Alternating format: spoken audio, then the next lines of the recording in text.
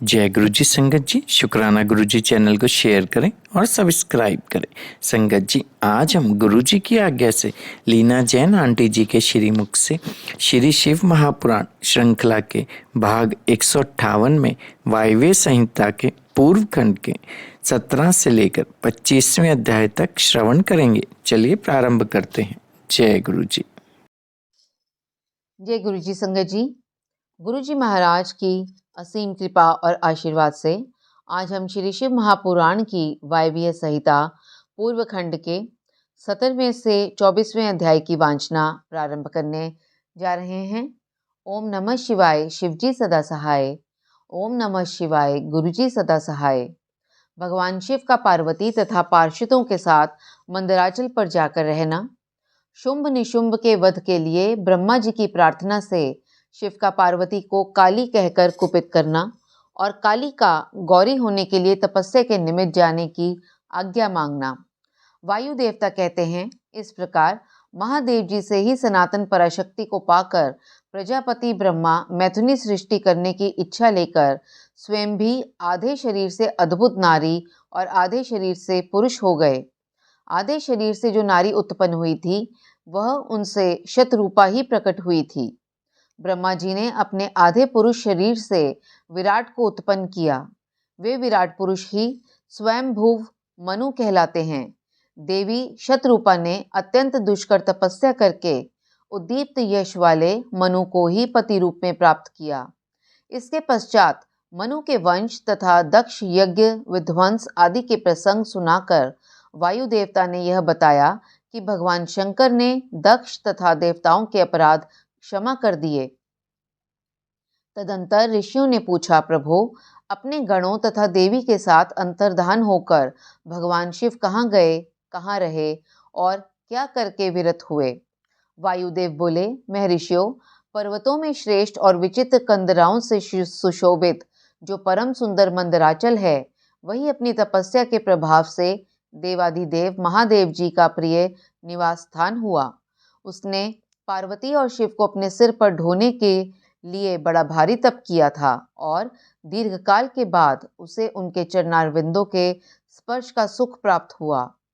उस पर्वत के सौंदर्य का विस्तार पूर्वक वर्णन सहस्त्रों मुखों द्वारा 100 करोड़ वर्षों में भी नहीं किया जा सकता। उसके सामने समस्त पर्वतों का सौंदर्य तुच्छ हो जाता है। इसलिए महादेव जी ने देवी का प्रिय करने की इच्छा से उस अत्यंत रमणीय पर्वत को अपना अंतःपुर बना लिया। इस सर्वश्रेष्ठ पर्वत का स्मरण करके रैभ्य आश्रम के समीप स्थित हुए अंबिका सहित भगवान त्रिलोचन वहां से अंतर्धान होकर चले गए।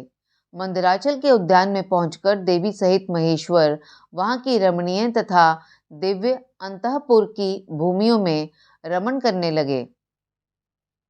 जब इस तरह कुछ समय बीत गया और ब्रह्मा जी की मैथुनी सृष्टि के द्वारा जब प्रजाएं बढ़ गईं, तब शुभ और निशुंभ नामक 2 दैत्य उत्पन्न हुए। वे परस्पर भाई थे। उनके तपोबल से प्रभावित हो परमेष्ठी ब्रह्मा ने उन दोनों भाइयों को यह वर दिया था कि इस जगत के किसी भी पुरुष से तुम मारे नहीं जा सकोगे।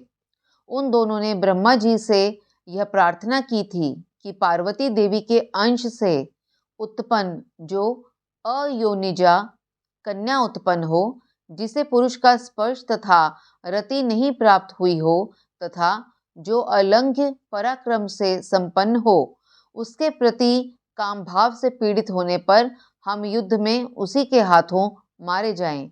उनकी इस प्रार्थना पर ब्रह्मा जी ने तथास्तु कहकर स्वीकृति दे दी।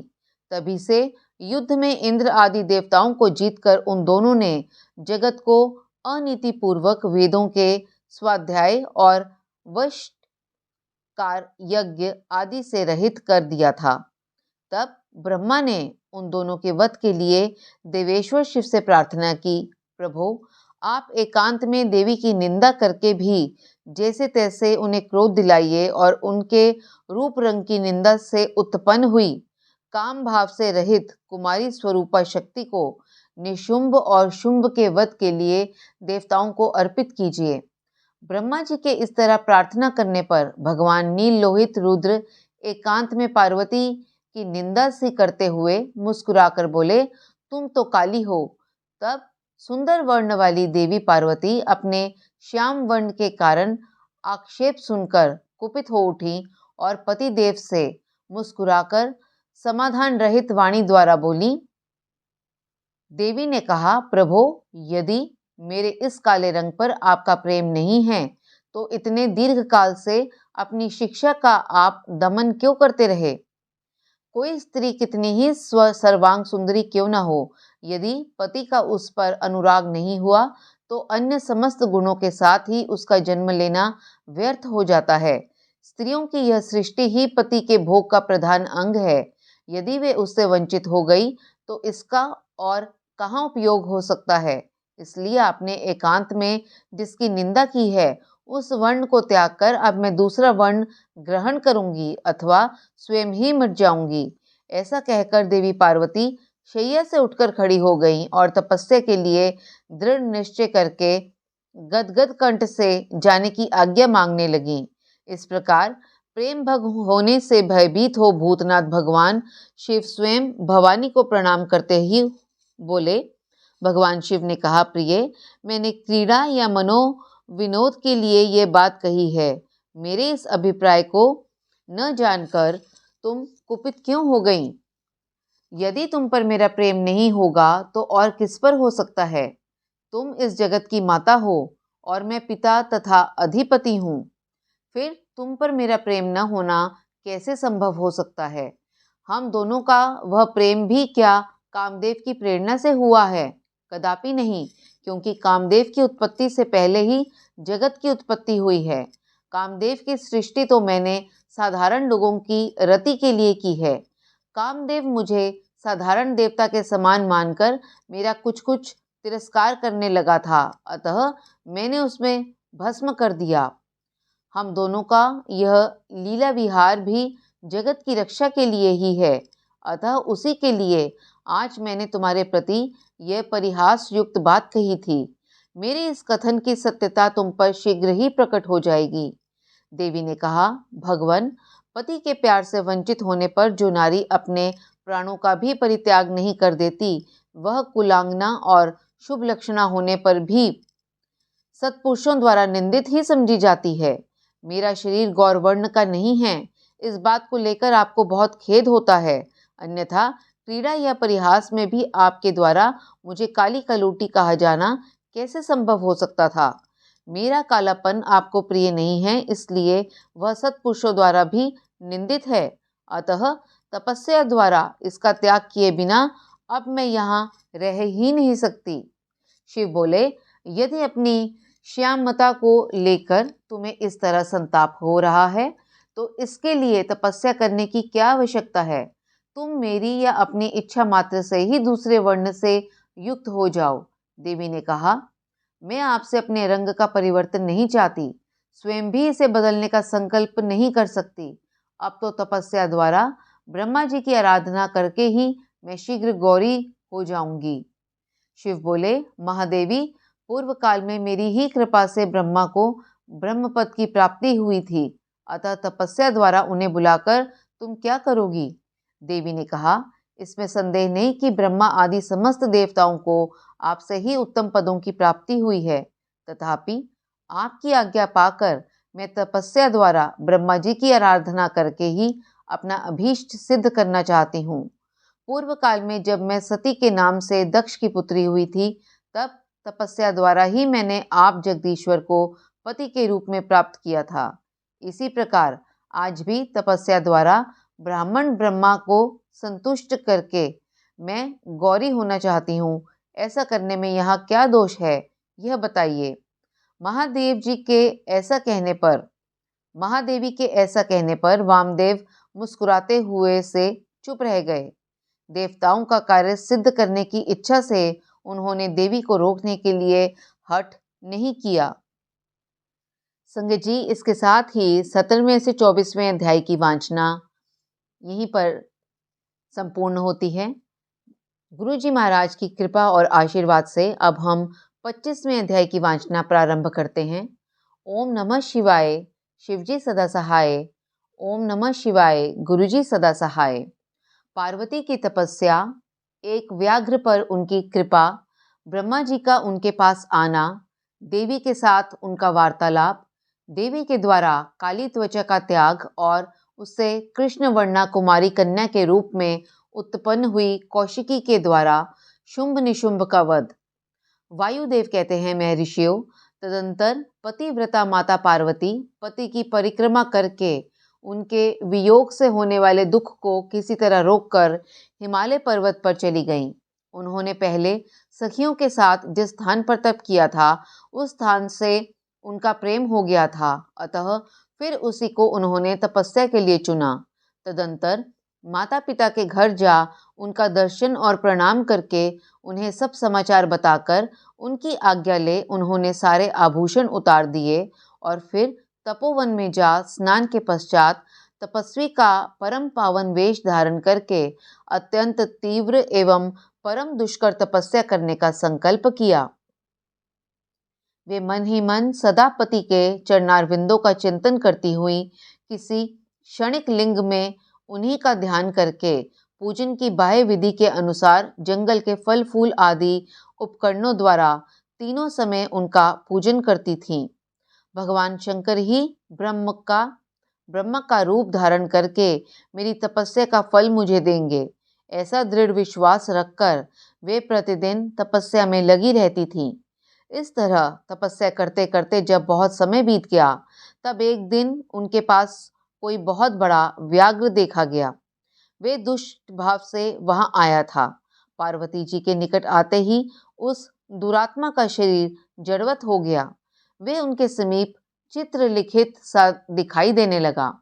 दुष्ट भाव से पास आए हुए उस व्याघ्र को देखकर भी देवी पार्वती साधारण नारी की भांति स्वभाव से विचलित नहीं हुई। उस व्याघ्र के सारे अंग अकड़ गए थे। वे भूख से अत्यंत पीड़ित हो रहा था और यह सोचकर कि यही मेरा भोजन है, निरंतर देवी की ओर ही देख रहा था। देवी के सामने खड़ा खड़ा वे उनकी उपासना सी करने लगा। इधर देवी के हृदय में सदा यही भाव आता था कि यह व्याघ्र मेरा ही उपासक है, दुष्ट वन जंतुओं से मेरी रक्षा करने वाला है। यह सोचकर वे उस पर कृपा करने लगी। उन्हीं की कृपा से उसके तीनों प्रकार के मल तत्काल नष्ट हो गए। फिर तो उस व्याघ्र को सहसा देवी के स्वरूप का बोध हुआ। उसकी भूख मिट गई और उसके अंगों की जड़ता भी दूर हो गई। साथ ही उसकी जन्मसिद्ध दुष्टता नष्ट हो गई और उसे निरंतर तृप्ति बनी रहने लगी। उस समय उत्कृष्ट रूप से अपनी कृतार्थ का अनुभव करके वह तत्काल भक्त हो गया और उन परमेश्वरी की सेवा करने लगा। अब वह अन्य दुष्ट जंतुओं को खदेड़ता हुआ तपोवन में विचरने लगा। इधर देवी की तपस्या बढ़ी और तीव्र से तीव्रतर होती गई। देवता शुंभ आदि दैत्यों के दुराग्रह से दुखी हो ब्रह्मा जी की शरण में गए। उन्होंने शत्रु पीड़न जनित अपने दुख को उनसे निवेदित किया।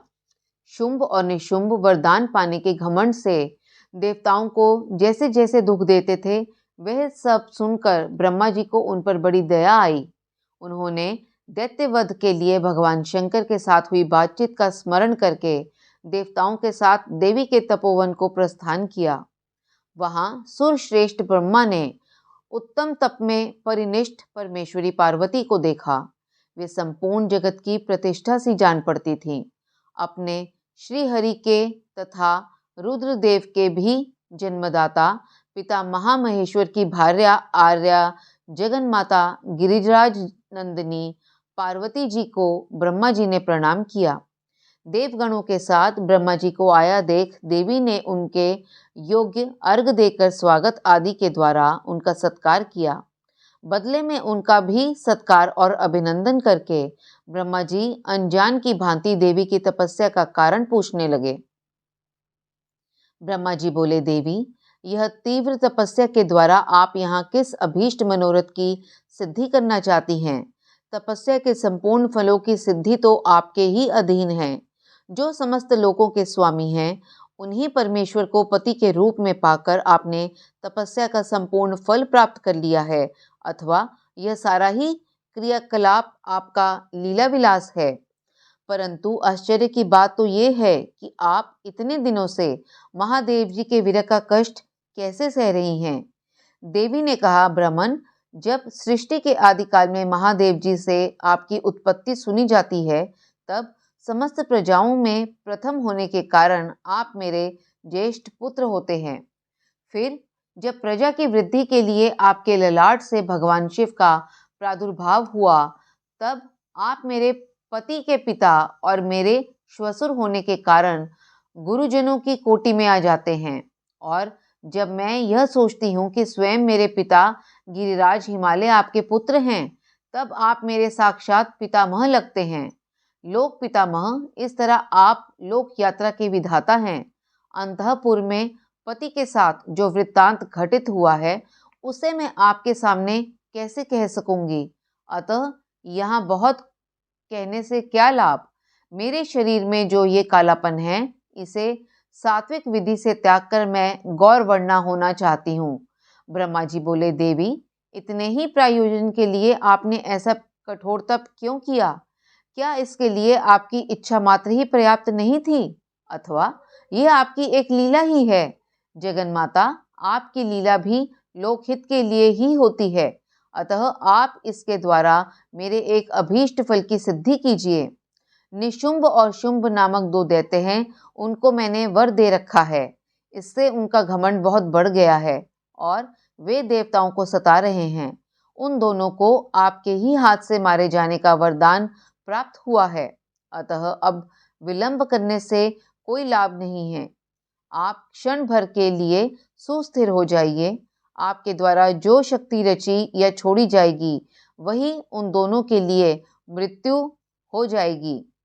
ब्रह्मा जी के इस प्रकार प्रार्थना करने पर गिरिराज कुमारी देवी पार्वती सहसा अपने काली त्वचा के आवरण को उतारकर गौर वर्णा हो गईं। त्वचा कोश अर्थात काली त्वचामय आवरण रूप से त्यागी गई जो उनकी शक्ति थी, उसका नाम कौशिकी हुआ। वह काले मेघ के समान कांति वाली कृष्ण वर्णा कन्या हो गई। देवी का वह महामाई शक्ति ही योग निद्रा और वैष्णवी कहलाती है। उसके 8 बड़ी बड़ी भुजाएं थी। उसने उन हाथों में शंख, चक्र और त्रिशूल आदि आयुध धारण कर रखे थे। उन देवी के 3 रूप हैं, सौम्य, घोर और मिश्र। वह 3 नेत्रों से युक्त थी। उसने मस्तक पर अंधचंद्र का मुकुट धारण कर रखा था। उसे पुरुष का स्पर्श तथा रति का योग नहीं प्राप्त था और वे अत्यंत सुंदरी थी। देवी ने अपनी इस सनातन शक्ति को ब्रह्मा जी के हाथ में दे दिया। वही दैत्य प्रवर शुंभ और निशुंभ का वध करने वाली हुई। उस समय प्रसन्न हुए ब्रह्मा जी ने उस पराशक्ति को सवारी के लिए एक प्रबल सिंह प्रदान किया जो उनके साथ ही आया था। उस देवी के रहने के लिए ब्रह्मा जी ने विंध्य गिरी पर वास स्थान दिया और वहां नाना प्रकार के उपचारों से उनका पूजन किया।